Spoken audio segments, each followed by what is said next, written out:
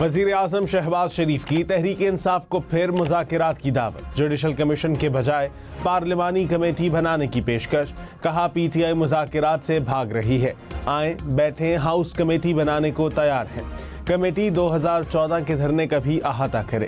تحریک انصاف کو کہا آپ نے تحریری مطالبات دیے، ہم بھی لکھ کر دیں گے۔ 28 جنوری کی ملاقات سے پہلے ہی انکار کر کے بھاگ گئے، بات چیت کے لیے سازگار ماحول فراہم کیا۔ یہ لوگ اپنے گریبان میں بھی جھانکیں، ملک مزید کسی انتشار کا متحمل نہیں ہو سکتا۔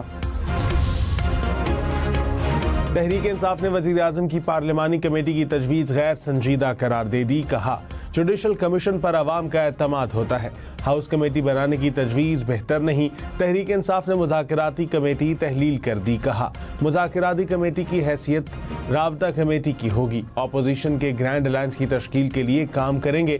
شبلی فراز نے کہا حکومت مذاکرات پر سنجیدہ ہوتی تو کمیٹی بن چکی ہوتی۔ وزیر اعلیٰ پنجاب مریم نواز نے کہا نوجوانوں نے کھیلنا ہے، کھلواڑ کی باتوں میں نہیں آنا، ملک سے کھلواڑ کرنے والوں کے بہکاوے میں نہ آئیں، جلاؤ گھراؤ اور توڑ پھوڑ کرنے والوں کی باتوں میں نہیں آنا، پیٹرول بم چلانے والوں کا ہتھیار مت بننا، ریڈ لائن صرف پاکستان ہے، کوئی قدم ملک کے خلاف نہیں اٹھنا چاہیے۔ ایف بی آر افسران نے جان سے مارنے کی دھمکیاں دی، سینیٹر فیصل واؤڈا کا دعویٰ، پروگرام فیصلہ آپ کا میں مزید کہا کاروبار تباہ کرنے کی دھمکیاں بھی دی گئیں، ثبوت ہیں، کمزور آدمی نہیں، نہ ایف آئی اے جاؤں گا نہ سائبر کرائم میں جاؤں گا۔ سینٹ قائمہ کمیٹی خزانہ میں ایف بی آر کی جانب سے گاڑیاں خریدنے پر بحث، چیئرمین ایف بی آر نے کہا دھمکیوں پر ہائی لیول انکوائری کرانی چاہیے، فاروق اشنائک کی معاملہ ایف آئی اے بھیجنے کی تجویز۔ سابق وفاقی وزیر غلام سرور خان کے پی آئی اے پائلٹ سے متعلق بیان کی انکوائری ہوگی، وفاقی کابینہ نے فیکٹ فائنڈنگ کمیٹی بنانے کی منظوری دے دی۔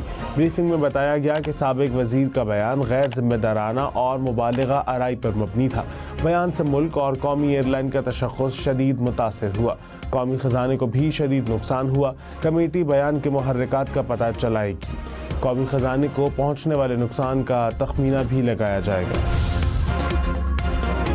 ایم کیو ایم رہنما پیپلز پارٹی پر برس پڑے، خالد مقبول صدیقی نے کہا بلاول بھٹو کو تاجروں کے سامنے شرمندہ ہونا چاہیے تھا، تاجروں سے ملاقات میں ان کا لہجہ دھمکی سے کم نہیں تھا، حکومت کی ناکامی کو تسلیم کرنا چاہیے تھا۔ مصطفیٰ کمال بولے ریاستی اداروں کو تاجروں کو دی دھمکی کا نوٹس لینا چاہیے، وسائل تقسیم نہیں کریں گے تو نئے صوبے بنانے کی بات ہوگی۔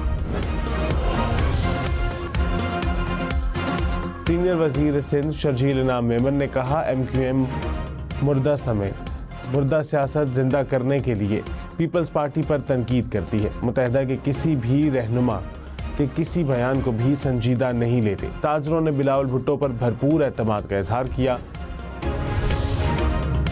ملک ریاض اور علی ریاض کے پاسپورٹس بلاک، شہزاد اکبر اور فرح خان کے پاسپورٹ بھی 190 ملین پاؤنڈ کیس کی وجہ سے بلاک، وزارت داخلہ حکام نے پاسپورٹ بلاک کرنے کی تصدیق کر دی۔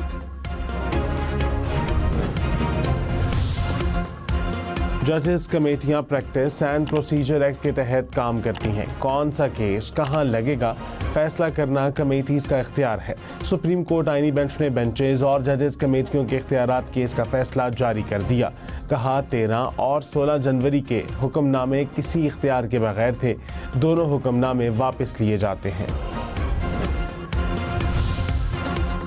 جسٹس سید منصور علی شاہ نے کہا دباؤ آئے گا، لالچ دیا جائے گا، حلف نہیں چھوڑنا، مشکل حالات کا سامنا ہو تو حلف پڑھ لیا کریں، حلف کی پاسداری کی جائے تو سارے مسائل حل ہو جائیں گے، لوگوں کا دفاع کرنا بہادری کا کام ہے، چیزیں بہتر ہو جائیں گی۔ کراچی میں وکلاء سے خطاب میں کہا سینئر پیونی جج ہوں اور اس میں بہت خوش ہوں، چیف جسٹس نہ ہونے پر کسی سے شکوہ نہیں، چیف جسٹس پاکستان بہت اچھے ہیں، ان کی جاری۔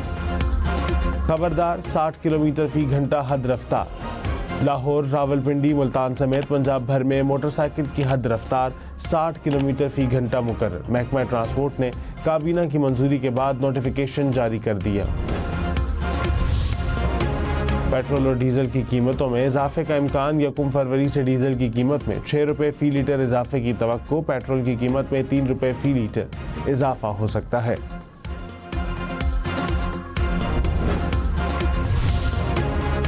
پاکستان میں مہنگائی کی شرح 80 ماہ کی کم ترین سطح پر پہنچ گئی۔